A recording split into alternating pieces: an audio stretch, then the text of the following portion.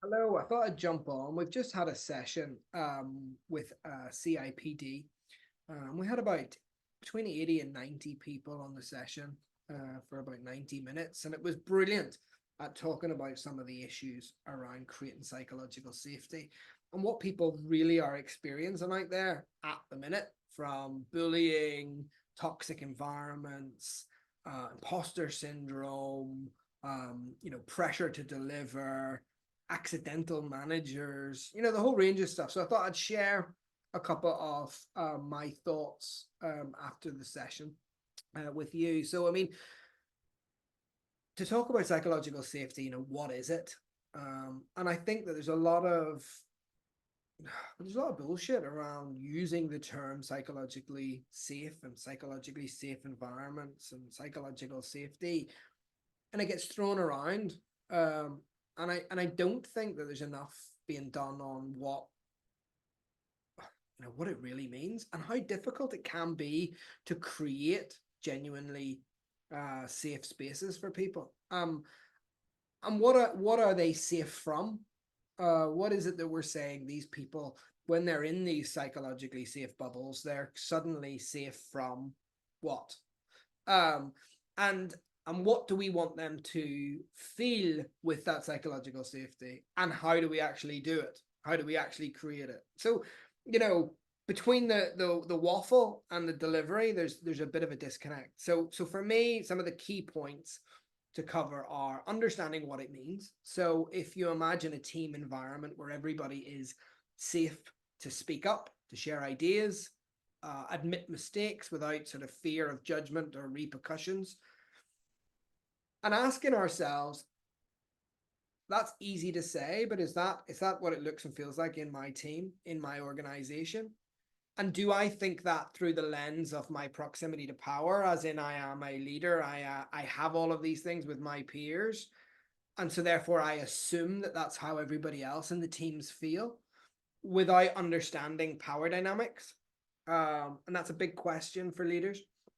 you know the magic of psychological safety to me is, that people do feel free of judgment, that they can fail fast, and that they're supported, and that the system is there to set them up for success, and not failure. The concept of psychological safety was initially a concept of Amy Edmondson, and I'll put a link in the details, to a brilliant book actually. And she was a professor at Harvard Business School, and so it comes out of essentially a foundation of trust and vulnerability within a team. People feel comfortable taking risks. Experimentation, are we asking ourselves enough hard questions around creating spaces that allow for experimentation? Or is it always the way we've done things, and that's the way the system is, and that's just what we've got, and we deal with what we've got and just ring the bell and get the banana? Or are we really learning from our failures? Are we learning from that, and where does that learning show up in terms of personal development, and organizational performance? Big questions that I think, from a leadership perspective, we need to be all over, because it matters. Research shows a clear link between psychological safety and, so many benefits. Innovation, teams that feel safe to experiment, and if they experiment more, it leads to groundbreaking ideas. You know, Uber is a taxi firm that has no taxis. The Just Eat has no restaurants. Uber Eats has no restaurants. What are we looking in terms of how are we keeping up with consumer expectations, candidate expectations, our clients' expectations, sector, social? How are we, moving the needle on those things? Now, I'm big on operational excellence, business improvement, marginal gains, continual improvement. We must always be thriving for those marginal, 1% continual increases in performance and efficiency, for sure. But if you're in an environment that is lacking in terms of the ability to take a risk on trying something different, piloting it, running pilots, and really encouraging that diversity of thought, then you are stagnant in your space and you are at a competitive disadvantage for sure, because people in your sector, who do get that are going to be pumping everything into, satisfying consumer needs, end user needs better than you do. And that feeds into enhanced learning. People are much more likely to learn from mistakes, yourself. When you've done something wrong, and you've got it wrong, or it's caused you, an element of pain, you will absolutely learn more from that than when everything goes right, because you won't do it again, and you'll make sure that you try it differently, and you'll understand how it happened. So if you don't have an environment in your organization or in your teams where mistakes can happen, and that we can get things wrong, and the sky doesn't fall in, we just fix them, and we're always focused on improvement and excellence, then you're ultimately going to support the way people learn, and therefore that learning cycle enters into a behavior cycle. Unquestionably, we look at improving our decision making. Diverse perspectives are freely shared. It leads to much more informed choices. And where we have examples of people being afraid to speak up, or having spoken up before and not received, in a positive way, or not being listened to, then the implications from a risk perspective, the implications from a sales, new business, client expectation, growth perspective, attrition, motivation, morale, culture. This isn't academia for academia's sake. This really relates to operational performance. So building psychological safety, how do we cultivate that? Because it is a superpower in our teams when we get it right. And immediately the teams and the organizations, the divisions, the departments who are getting it right, you can see them. They jump out a mile.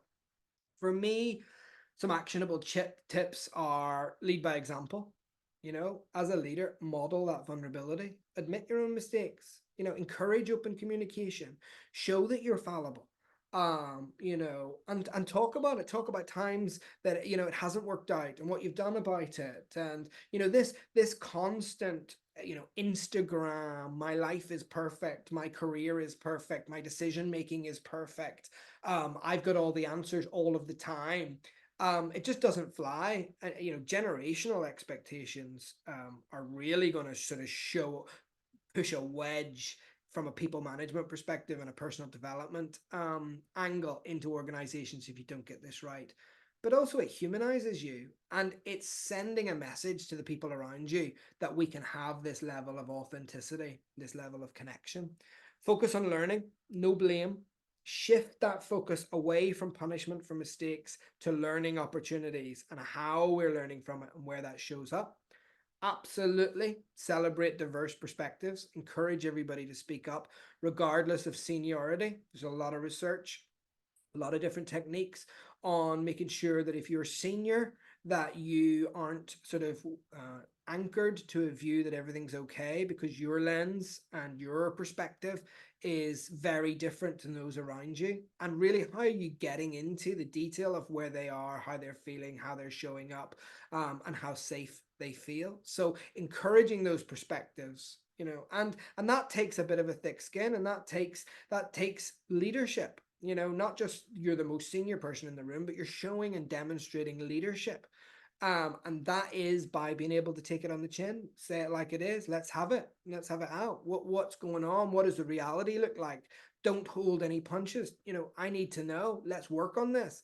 That is genuine leadership. So creating a safe space for feedback, make it clear feedback's valued, even if it's critical, especially if it's critical. And my bonus tip to all of this is, lots of studies have shown that laughter can help build trust and psychological safety.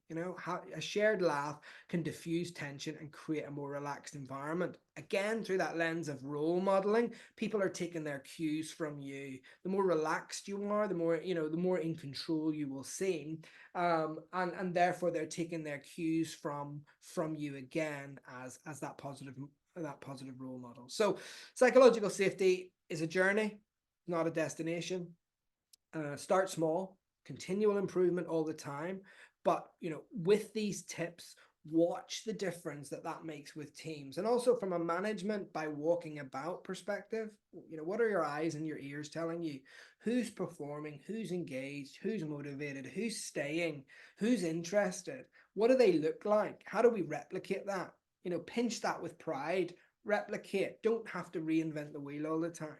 So that's some of my key takeaways on psychological safety. There's a lot more, so please do get in contact if you want to have those conversations about your own teams, your own organizations. That is exactly what we're here for. Thanks.